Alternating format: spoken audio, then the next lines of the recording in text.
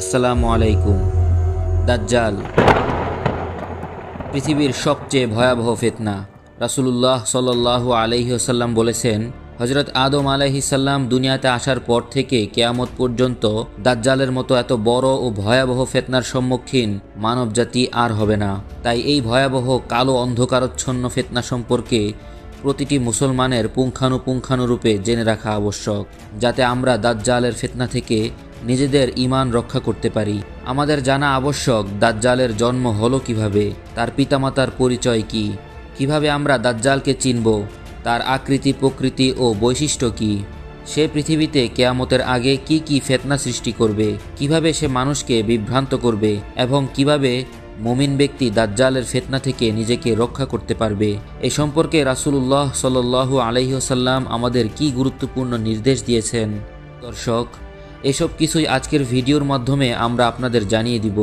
ভিডিওটি খুবই গুরুত্বপূর্ণ হতে চলেছে, তাই ভিডিওটি না টেনে সম্পূর্ণ দেখার অনুরোধ জানাচ্ছি। আমরা একেবারে শুরু থেকে আপনাদের জানাবো। সর্বপ্রথম জানাবো এই অভিশপ্ত দাজ্জালের জন্ম হলো কিভাবে এবং কে ছিল তার পিতামাতা। এ ব্যাপারে ইমাম তিরমিজি রহমতুল্লাহি আলাই একটি হাদিস বর্ণনা করেছেন, আর হাদিস নম্বর হলো 2248। হযরত আবু বকরা রাদিয়াল্লাহু তাআলা আনহু রাসূলুল্লাহ সাল্লাল্লাহু আলাইহি ওয়াসাল্লাম থেকে বর্ণনা করেছেন, তিনি বলেন, দাজ্জালের পিতামাতার 30 বছর যাবৎ কোনো সন্তান হলো না। 30 বছর পর তাদের একটি সন্তান হলো, তাও আবার কানা। সন্তানটি ছিল খুবই উপকারহীন ও ক্ষতিকর। খারাপ চিন্তাভাবনার ব্যাপকতার কারণে সে বাহ্যিকভাবে ঘুমিয়ে থাকত, কিন্তু আন্তরিকভাবে ঘুমাতো না। অর্থাৎ তার চক্ষু ঘুমাতো কিন্তু অন্তর ঘুমাতো না। অতঃপর রাসূলুল্লাহ সাল্লাল্লাহু আলাইহি ওয়াসাল্লাম আমাদের কাছে তার পিতামাতার বৈশিষ্ট্য বর্ণনা করলেন। তিনি বললেন, দাজ্জালের পিতা হলো লম্বা ও তার শরীর হলো গোস্তহীন, ও তার মা হলো বড় বড় স্তন বিশিষ্ট একজন মহিলা। আবু বকরা রাদিয়াল্লাহু তাআলা আনহু বলেন, অতঃপর আমরা একটি ইহুদির ঘরে একটি শিশু সন্তান জন্মের ঘটনা শুনলাম। তখন আমি ও জুবাইর ইবনে আওয়াব তার পিতামাতার কাছে গেলাম এবং তাদেরকে রাসূলুল্লাহ সাল্লাল্লাহু আলাইহি ওয়াসাল্লামের বর্ণিত বৈশিষ্ট্যের অনুরূপ পেলাম। আমরা তাদেরকে বললাম, তোমাদের কি কোনো সন্তান আছে? তারা বলল, 30 বছর যাবৎ আমাদের কোনো সন্তান ছিল না। তারপরে আমাদের একটি সন্তান হলো। সন্তানটি কানা ও উপকারহীন, তার চক্ষু ঘুমায় কিন্তু অন্তর ঘুমায় না। আবু বকরা বলেন, অতঃপর আমরা তার পিতামাতার কাছ থেকে বের হয়ে দেখতে পেলাম সে রৌদ্রের নিচে একটি কাপড় মুড়ি দিয়ে শুয়ে আছে আর বিড়বিড় করে কি যেন বলছে। অতঃপর সে তার চেহারা থেকে কাপড় সরিয়ে বলল, তোমরা কি বলছো? আমরা বললাম, তুমি কি আমাদের কথা শুনতে পেয়েছো? সে বলল, হ্যাঁ, শুনতে পেয়েছি। তোমরা বলছো আমার চক্ষু ঘুমায় কিন্তু অন্তর ঘুমায় না। প্রিয় দর্শক, দাজ্জালের জন্মের ব্যাপারে আমরা তো জেনেই গেলাম। এখন আমাদের মনে কৌতূহল জাগবে, তাহলে দাজ্জাল এখন কোথায় আছে? পৃথিবীর কোন সে জায়গা যেখানে দাজ্জাল এখন অবস্থান করছে?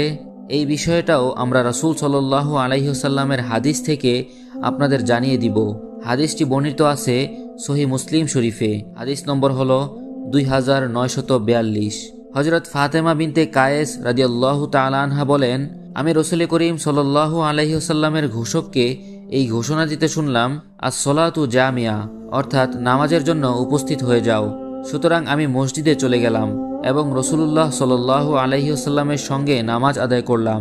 নামাজ শেষ করে তিনি মিম্বরে উপবিষ্ট হলেন এবং মৃদু হেসে বললেন, প্রত্যেক ব্যক্তি নিজ নিজ নামাজের স্থানে বসে থাকো। অতঃপর বললেন, তোমরা কি জানো আমি কেন তোমাদেরকে একত্রিত করেছি?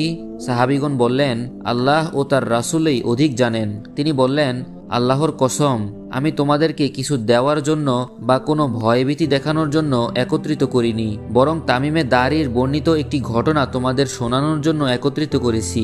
তামিমে দারি ছিলেন একজন খ্রিস্টান। তিনি আমার নিকট এসে ইসলাম গ্রহণ করেছেন। সে আমাকে এমন একটি ঘটনা শুনিয়েছেন, এটা ওই কথার সঙ্গে মিল রাখে যা আমি তোমাদেরকে মাসিহে দাজ্জাল সম্পর্কে বলেছিলাম। তিনি বলেছেন, একদিন তিনি লাহাব ও দুজাম গোত্রের 30 জন লোককে সঙ্গে নিয়ে একটি সমুদ্রে ভ্রমণে বের হয়েছিলেন। সাগরের তরঙ্গ তাদেরকে দীর্ঘদিন এদিক সেদিক ঘুরাতে ঘুরাতে অবশেষে একদিন তাদেরকে একটি দ্বীপের কাছে নিয়ে পৌঁছালো। অতঃপর তারা জাহাজের গায়ের সাথে বাঁধা ছোট ছোট নৌকা যোগে দ্বীপটির অভ্যন্তরে প্রবেশ করলেন। অতঃপর তারা সেখানে এমন একটি জানোয়ারের সাক্ষাৎ পেল যার সারা দেহ পশমে ঢাকা ছিল। অধিক পশমের কারণে তার অগ্র পশ্চাৎ কিছুই নির্ণয় করা যাচ্ছিল না। তখন তারা তাকে লক্ষ্য করে বলল, তোমার অমঙ্গল হোক। তখন সে জন্তুটি বলল, আমি জাসসাসা বা গুপ্ত সংবাদ অন্বেষণকারিণী। তোমরা ওই গির্জায় আবদ্ধ লোকটির কাছে যাও, সে তোমাদের তথ্যাদি জানার ও শোনার জন্য খুবই প্রত্যাশী। তামিমে দাড়ি বললেন, উক্ত জন্তুর কাছে লোকটির কথা শুনে তার প্রতি আমার ভীতির সঞ্চার হলো যে তা কি হতে পারে। অতঃপর আমরা দ্রুত সেখানে গেলাম এবং গির্জায় প্রবেশ করে সেখানে একটি প্রকাণ্ড দেহবিশিষ্ট মানুষ দেখতে পেলাম, যা ইতিপূর্বে আমরা কখনোই দেখিনি। সে ছিল খুবই শক্তভাবে বাঁধা। তার হাত ঘাড়ের সঙ্গে আর হাঁটুদয় নিচের উভয় গিঁটের সঙ্গে লৌহ শিকল দ্বারা খুবই শক্তভাবে বাঁধা ছিল। আমরা তাকে বললাম, তোমার অমঙ্গল হোক, তুই কে? সে বলল, তোমরা অবশ্যই আমার সম্পর্কে জানতে পারবে, আমি তা গোপন করব না, তবে তোমরা আমাকে প্রথমে বলো দেখি তোমরা কে? তিনি বললেন, আমরা আরবের লোক, আমরা সমুদ্রে ভ্রমণ করছিলাম। দীর্ঘ 1 মাস সাগরের ঢেউ আমাদের এদিক ওদিক ঘুরাতে ঘুরাতে এখানে এনে পৌঁছিয়েছে। অতপর আমরা অত্র দ্বীপে প্রবেশ করার পর সারা দেহে পশম দ্বারা আবৃত এমন একটি জন্তুর সাথে আমাদের সাক্ষাৎ হলো। সে বলল, আমি জাসজাসা। সে আমাদের এই গির্জায় আসতে বলায় আমরা দ্রুত তোমার নিকট এসে পৌঁছিয়েছি। তখন সেই লোকটি বলল, আচ্ছা তোমরা আমাকে বলো দেখি, বাইসান এলাকায় খেজুর গাছে ফল আসে কি? বাইসান হেজাজের একটি এলাকার নাম। আমরা বললাম, হ্যাঁ আসে। সে বলল, অদূর ভবিষ্যতে সেই বাগানে আর ফল ধরবে না। অতপর সে বলল, আচ্ছা বলো দেখি, তাবারিয়ার সেই নদীতে এখনও পানি আছে কি? আমরা বললাম, হ্যাঁ, তাতে প্রচুর পরিমাণে পানি আছে।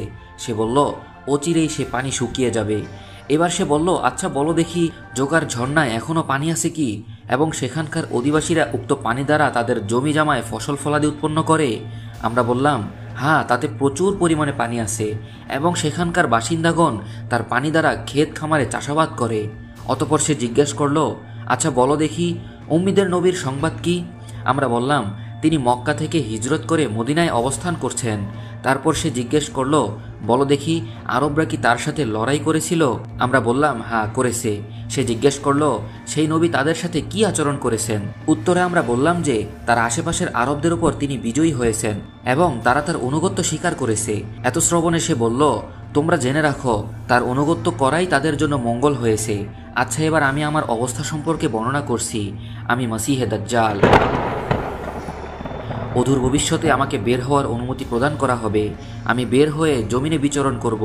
মক্কা মদিনা ব্যতীত এমন কোনো জনপদ বাকি থাকবে না যেখানে আমি 40 দিনের মধ্যে প্রবেশ করব না। সেই 2 স্থানে প্রবেশ করা আমার জন্য নিষিদ্ধ করা হয়েছে। যখনই আমি তার একটিতে প্রবেশ করতে চাইব, তখন মুক্ত তরবারি হাতে ফেরেশতাগণ এসে আমাকে প্রবেশ করতে বাধা প্রদান করবেন। বস্তুত তার প্রতিটি প্রবেশ পথে ফেরেশতারা পাহারারত রয়েছে। বর্ণনাকারী বলেন, এই পর্যন্ত বর্ণনা করে রাসূল করিম সাল্লাল্লাহু আলাইহি ওয়াসাল্লাম আপন লাঠি দ্বারা মিম্বরে টোকা দিয়ে বললেন, হাজিহি তয়্যিবা, হাজিহি তয়্যিবা, হাজিহি তয়্যিবা, যার অর্থ হলো মদিনা পবিত্র, মদিনা পবিত্র, মদিনা পবিত্র। অতঃপর রাসূলুল্লাহ সাল্লাল্লাহু আলাইহি ওয়াসাল্লাম বললেন, বলো দেখি, ইতিপূর্বে আমি কি তোমাদের এই হাদিস বর্ণনা করিনি? তখন সাহাবা ইকরাম বললেন, জি হ্যাঁ। অতঃপর তিনি বললেন, দাজ্জাল সিরিয়ার কোনো এক সাগরে অথবা ইয়েমেনের কোনো এক সাগরে রয়েছে। পরে বললেন, না, বরং সে পূর্ব দিক থেকে আগমন করবে। এ বলে তিনি তার হাত দ্বারা পূর্ব দিকে ইশারা করলেন। প্রিয় দর্শক, দাজ্জালের জন্ম ও তার অবস্থান সম্পর্কে তো আমরা জেনেই গেলাম। এবার জানবো রাসূলুল্লাহ সাল্লাল্লাহু আলাইহি ওয়াসাল্লাম তাকে চেনার কি কি আলামত আমাদের বলে দিয়েছেন, যে আলামতগুলোর মাধ্যমে মুমিন ব্যক্তি কানা দাজ্জালকে চিনতে পারবে। ওই ব্যাপারে আমি আপনাদের সামনে 5টি হাদিস উল্লেখ করব, যে হাদিসগুলির প্রত্যেকটি ইমাম বুখারী ও মুসলিম রহিমাহুল্লাহু তাআলা তাদের কিতাবে উল্লেখ করেছেন।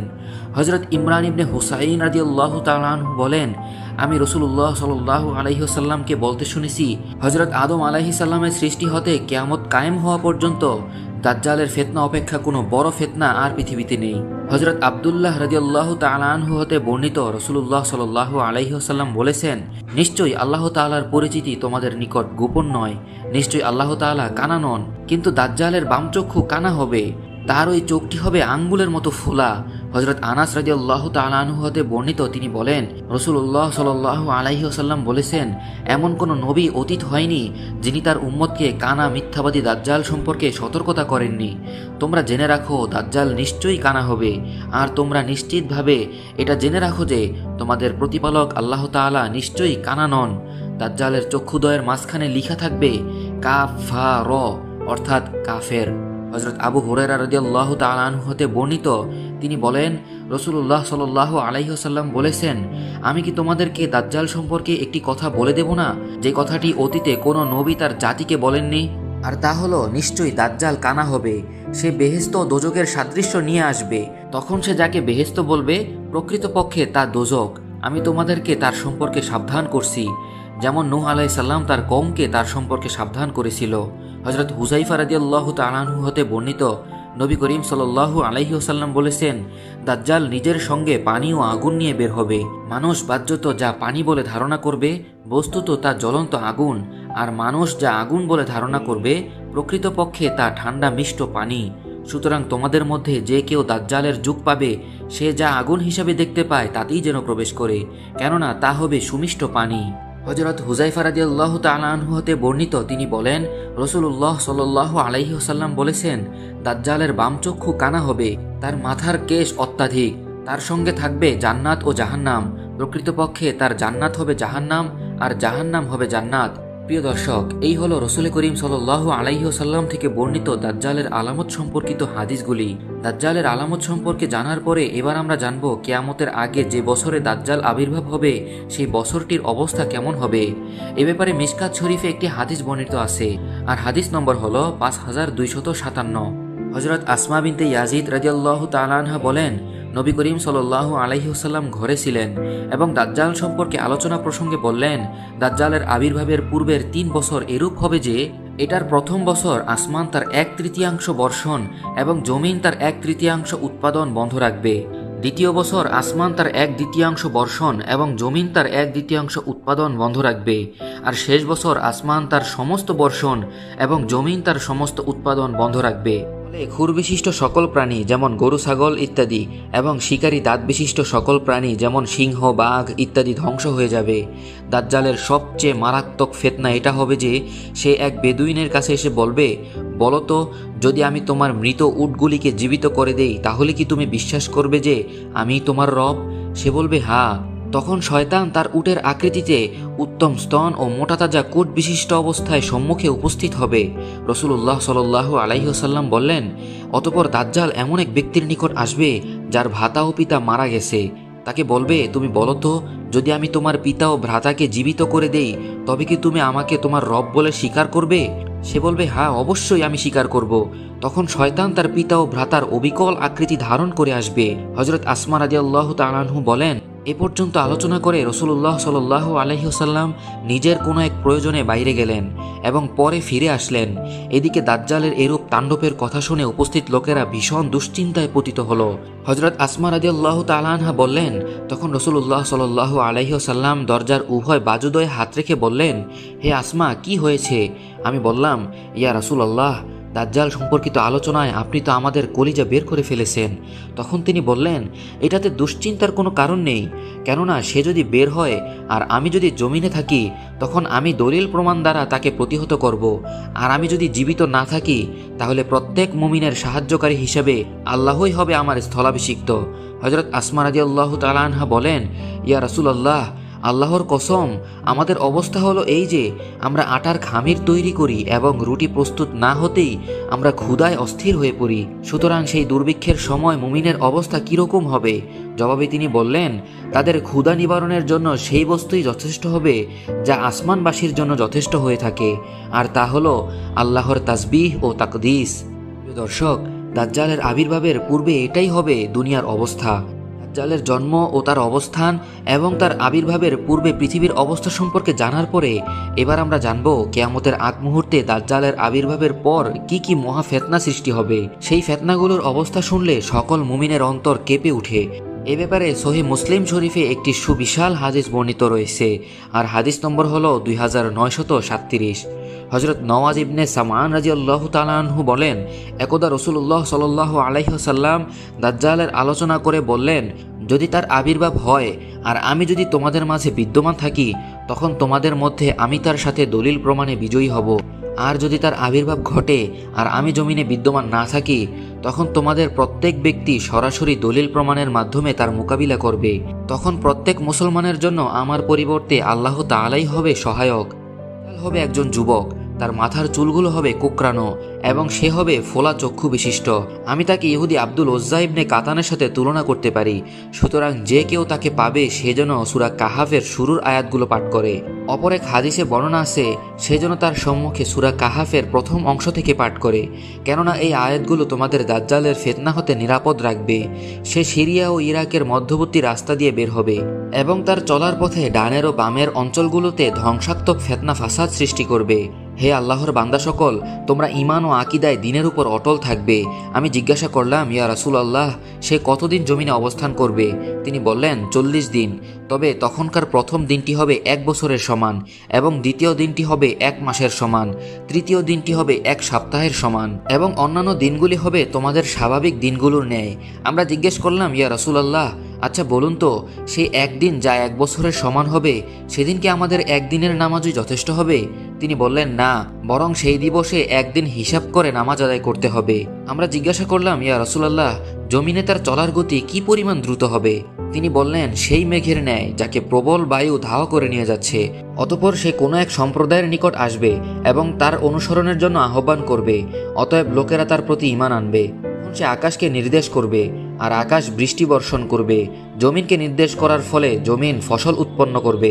লোকেদের গবাদি পশুগুলো চারণভূমি থেকে সন্ধ্যায় যখন ফিরে আসবে তখন উঁচু কেশ বিশিষ্ট এবং দুধে পরিপূর্ণ অবস্থায় কোমর টেনে ফিরবে।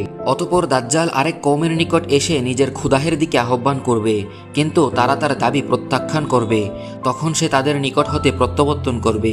অতএব সেই কওমের লোকেরা মহা দুর্ভিক্ষে পতিত হবে, ফলে তাদের হাতে মাল সম্পদ কিছুই থাকবে না। অতঃপর সে একটি অনাবাদ বিরান জায়গা দিয়ে অতিক্রম করবে এবং তাকে লক্ষ্য করে বলবে, তোমার অভ্যন্তরে যে সমস্ত গুপ্ত সম্পদ রয়েছে তা বের করে দাও। অতঃপর উক্ত সম্পদগুলি এমনইভাবে তার পশ্চাতে ছুটতে থাকবে যেমনিভাবে মৌমাছির দল তাদের রানী মৌমাছির পিছনে ছুটতে থাকে। এরপরে দাজ্জাল যৌবনে পরিপূর্ণ এক যুবককে তার অনুগত্যের প্রতি আহ্বান করবে, কিন্তু সে যুবক তা প্রত্যাখ্যান করবে। অতঃপর দাজ্জাল তাকে তরবারির আঘাতে দ্বিখণ্ডিত করে ফেলবে এবং উভয় খণ্ডটি এত দূরে নিক্ষেপ করবে যে একটি তীরের নিক্ষিপ্ত পরিমাণ দূরত্ব তাদের মাঝের ব্যবধান হবে। অতঃপর উভয় খণ্ডকে তার কাছে ডাকবে, ফলে উভয় খণ্ড একত্রিত হয়ে জীবিত হয়ে যুবকটি তার কাছে আসবে। তখন তার মুখমণ্ডল হাস্যোজ্জ্বল হয়ে উঠবে। যখন সে এসব কাণ্ডে লিপ্ত থাকবে তখনই হঠাৎ আল্লাহ রব্বুল আলামিন হযরত ঈসা ইবনে মরিয়ম রাদিয়াল্লাহু তাআলা আনহুকে আকাশ থেকে প্রেরণ করবেন এবং তিনি দামেস্কের পূর্ব প্রান্তরে শ্বেত মিনারা হতে হলুদ বর্ণের দুটি কাপড় পরিধানরত অবস্থায় দুজন ফেরেশতার পাখায় হাত রেখে অবতরণ করবেন। তিনি যখন মাথা উঁচু করবেন ফোঁটা ফোঁটা ঘাম ঝরবে, আর যখন মাথা নিচু করবেন তা হতে স্বচ্ছ মুক্তার ন্যায় পানি ঝরবে। যে কোনো কাফেরকে তার শ্বাস প্রশ্বাস স্পর্শ করলেই তা সঙ্গে সঙ্গে মৃত্যুবরণ করবে, আর তার শ্বাস প্রশ্বাসের বায়ু তার দৃষ্টির শেষ সীমানা পর্যন্ত পৌঁছে যাবে। এই অবস্থায় তিনি দাজ্জালকে খোঁজ করতে শুরু করবেন। অবশেষে তিনি তাকে বাইতুল মুকাদ্দাসের লোক নামক দরজায় পেয়ে যাবেন এবং তাকে হত্যা করবেন। অতঃপর এমন এক সম্প্রদায় হযরত ঈসা আলাইহিস সালামের নিকট আসবে যাদেরকে আল্লাহ তাআলা দাজ্জালের ফিতনা হতে নিরাপদ রেখেছিলেন। তখন তিনি তার মুখমণ্ডলে হাত বুলাবেন এবং জান্নাতে তাদের জন্য কি পরিমাণ বুলন্দ মর্তবা রয়েছে সেই সুসংবাদ প্রদান করবেন। এদিকে তিনি এই সমস্ত কাজে লিপ্ত থাকতেই আল্লাহ তাআলা হযরত ঈসা আলাইহিস সালামের নিকট এই সংবাদ পাঠাবেন যে আমি আমার এমন কিছু বান্দার সৃষ্টি করেছি তাদের সাথে মোকাবেলা করার শক্তি এই পৃথিবীর মানুষের নেই। অতএব তুমি আমার বান্দাদেরকে তুর পর্বতে নিয়ে হেফাজত করো। তখন আল্লাহ তাআলা ইয়াজুজ মাজুজকে পাঠাবেন।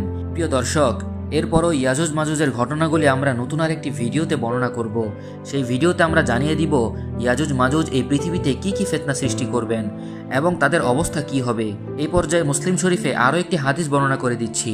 হযরত আবু সাঈদ খুদরি রাদিয়াল্লাহু তাআলা আনহু বলেন, রাসূলুল্লাহ সাল্লাল্লাহু আলাইহি ওয়াসাল্লাম বলেছেন, এক সময় দাজ্জালের আবির্ভাব ঘটবে এবং একজন মর্দে মুসলিম তার সম্মুখে যাওয়ার আহ্বান করবে। তখন দাজ্জালের বাহিনীর সাথে তার সাক্ষাৎ হবে। তারা তাকে জিজ্ঞেস করবে, তুমি কোথায় যেতে ইচ্ছা করছো? সে বলবে, ওই ব্যক্তির নিকট যেতে চাই যে বের হয়েছে। রাসূলুল্লাহ সাল্লাল্লাহু আলাইহি ওয়াসাল্লাম বলেন, তখন তারা লোকটিকে বলবে, তুমি কি আমাদের রব দাজ্জালের প্রতি ঈমান স্থাপন করনি? তখন সেই লোকটি বলবে, আমাদের প্রকৃত রব তো অজানা নন। তখন তারা বলবে, এই লোকটিকে কতল করে ফেলো। তখন দাজ্জালের সৈন্যদের বলবে যে, তোমাদের রব কি এই বলে নিষেধ করেননি যে তার সম্মুখে উপস্থিত না করা পর্যন্ত কোনো ব্যক্তিকে কতল করা যাবে না? তখন তারা লোকটিকে দাজ্জালের কাছে নিয়ে আসবে। যখন সে মর্দে মুমিন দাজ্জালকে দেখবে তখন সে লোকদেরকে উদ্দেশ্য করে বলবে, হে লোক সকল, এই তো সে দাজ্জাল যার সম্পর্কে রসুল্লাহ সাল্লাল্লাহু আলাইহি ওয়াসাল্লাম বলেছিলেন। রসুল্লাহ সাল্লাল্লাহু আলাইহি ওয়াসাল্লাম বলেন, একথা শুনে দাজ্জাল ওই লোকটিকে খুবই কঠোর সাজা দেওয়ার পরিকল্পনা করবে এবং বলবে, একে শক্ত করে বাঁধো এবং তার মাথায় জোরে আঘাত করো। তখন লোকটিকে এমন প্রহার করা হবে যে তার পিঠ ও পেট চ্যাপ্টা হয়ে যাবে। রসুল্লাহ সাল্লাল্লাহু আলাইহি ওয়াসাল্লাম বলেন, তখন দাজ্জাল বলবে, তুমি কি এখন আমার প্রতি ঈমান আনবে না? জবাবে লোকটি বলবে, তুমিই তো মিথ্যাবাদী মসিহে দাজ্জাল। এবার দাজ্জাল লোকটিকে করাত দ্বারা চিরে ফেলার নির্দেশ দিবে। তখন সে মর্দে মুমিনের মাথা থেকে চিরা হবে এবং তার পাদোদয় পর্যন্ত দ্বিখণ্ডিত করা হবে। অতঃপর দাজ্জাল সেই খণ্ড দুটির মাঝখান দিয়ে হেঁটে যাবে এবং সে উক্ত খণ্ড দুটিকে বলবে, তুমি দাঁড়িয়ে যাও। এবার লোকটি জীবিত হয়ে সোজাভাবে দণ্ডায়মান হবে। এরপর দাজ্জাল সেই মর্দে মুমিনকে বলবে, এখন কি তুমি আমার প্রতি ঈমান আনবে না? তখন সে মর্দে মুমিন বলবে, এখন তো আমার বিশ্বাসের দৃঢ়তা আরো বৃদ্ধি পেয়েছে। রসুল্লাহ সাল্লাল্লাহু আলাইহি ওয়াসাল্লাম বলেন, অতঃপর সে মর্দে মুমিন লোকদের সম্বোধন করে বলবে, হে লোক সকল, তোমরা জেনে রাখো, দাজ্জাল এ যাবৎ তোমাদের সাথে যা কিছু করেছে, আমার পরে আর কোনো মানুষের সাথে তা করতে সক্ষম হবে না। রসুল্লাহ সাল্লাল্লাহু আলাইহি ওয়াসাল্লাম বললেন, এবার দাজ্জাল তাকে পুনরায় জবাই করতে উদ্যত হবে, কিন্তু লোকটির গর্দান ও সিনার মধ্যবর্তী স্থান তামায় পরিণত করে দেওয়া হবে, ফলে সে লোকটিকে হত্যা করতে সক্ষম হবে না। রসুল্লাহ সাল্লাল্লাহু আলাইহি ওয়াসাল্লাম বললেন, এবার দাজ্জাল তার হাত পা বেঁধে ফেলবে এবং অগ্নির মধ্যে নিক্ষেপ করবে।